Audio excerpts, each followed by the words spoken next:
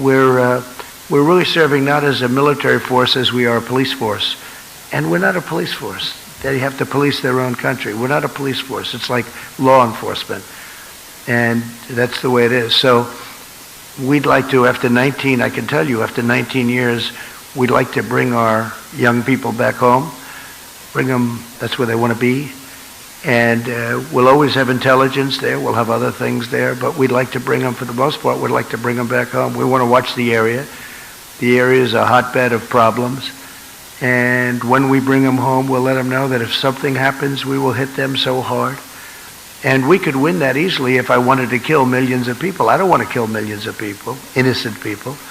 We could win that very easily. We don't have to act as a police force. We could act as a military force to win, not a military force to just take care of things in that very, very difficult part of the world. It's a very difficult part, a very dangerous part of the world.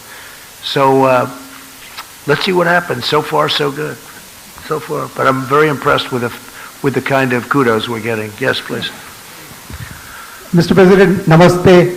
I'm Saurabh Shukla. I'm editor-in-chief of Newsmobile. If you remember, I interviewed you during your last campaign in New Jersey. Good. And I asked you this question earlier at that time about the Trump doctrine on fighting out Islamic fundamentalism, which you spoke about and you discussed with Prime Minister Modi, and you spoke about the Modi-Trump doctrine.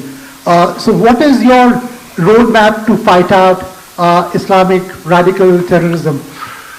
Well, I don't think anybody's done more than I have, if you look, because I came in, and if you check your maps and look at Iraq and Syria, it was all over.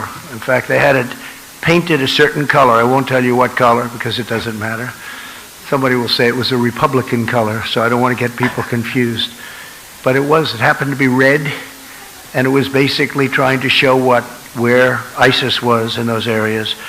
And it was out of control. And I gave the orders, and we have 100% of the caliphate. We have tens of thousands of people in prisons now. They're being guarded by the Kurds and others. Europe should take a lot of them back. So far they haven't agreed to do that. They should do that because we did them a big favor. We captured them, but I did that. We killed al-Baghdadi a few months ago, and Soleimani is gone. He's no longer putting roadside bombs all over the place. Somebody else may be, but he was the father, the king of the roadside bomb. All of those young people that you see with missing legs and arms. I've seen every combination. The legs are gone. You go over to Walter Reed. I have to say the doctors at Walter Reed are incredible what they're able to do. Incredible. But that's what his thing was. He thought that was a beautiful weapon. Roadside bombs. It's a coward's bomb. And all of these young people that have been so badly hurt. And we did a big favor. In addition to that, as you know, Hamza bin Laden is now gone, and he was looking to do damage, and he's gone. And Al-Qaeda last week, you saw what happened there. Absolutely. So nobody's done more than what I've done. And but at the same time, Russia should do it, Iran should do it, Iraq should do it, Syria should do it. You know, we're in a different part of the world. We're doing it. Everybody says you're the only ones that can do it. Well, at some point, these other countries, Iran should do it. Iran hates ISIS, and they should do it.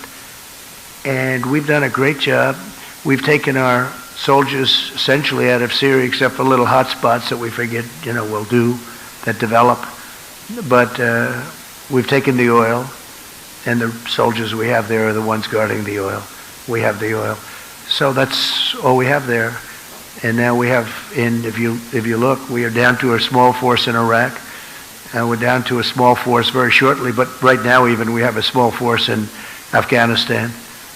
And so we're moving out and moving around. But the only soldiers we have in terms of Syria, the predominant number of soldiers are the ones guarding the oil.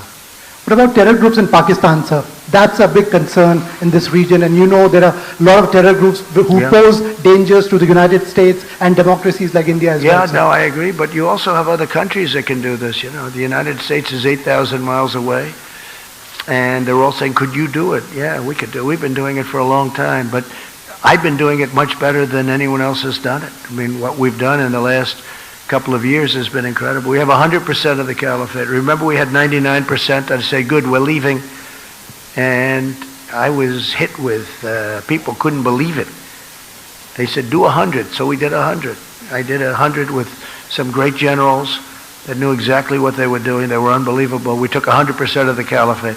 And we have thousands of prisoners right now locked up. And these are ISIS fighters and killed thousands. Not that I want to do that. I don't want to do that. But that's what we had to do. And when I came in, ISIS was all over the place. It was totally out of control. Please. Thank you. While you've been here in the country, in the capital, northeast part of Delhi, there have been violent clashes. Police have been killed, some demonstrators, 9 deaths so far, we hear, and about 100 plus injured. What did Prime Minister Modi say to you about this amended citizenship law? And how concerned are you about this kind of religious violence? So we did talk about religious freedom, and I will say that the Prime Minister was incredible on what he told me. He wants people to have religious freedom, and very strongly. And he said that in India they have worked very hard to have great and open religious freedom. And if you look back and look at what's going on relative to other places especially, but they have really worked hard on religious freedom. I asked that question in front of a very large group of people today, and he talked about it. We talked about it for a long time, and I really believe that's what he wants. As far as the individual attack, I heard about it, but I didn't discuss that with him. That's up to India. Yeah, go ahead, please. Hi, sir. Emily Goodman with thedailymail.com. I was wondering, do you think justice was served in the Harvey Weinstein case? So I was never a fan of Harvey Weinstein, as you know. In fact, he said he was going to work hard to defeat me in the election. How did that work out, by the way? I'm trying to figure that out. He was a person I didn't like, never liked. I don't know too much about the case because, as you know, I've been over here between traveling and being at meetings almost every hour of the day, every minute of the day. I haven't been able to really see too much of it. But I was just not a fan of his. I knew him a little bit, not very well. I knew him because he was in New York. Not a person that I like. I will say the people that liked him were the Democrats. Michelle Obama loved him. Hillary Clinton loved him. And he gave tremendous money to the Democrats. And I guess my question is, will the Democrats be asking for that money back?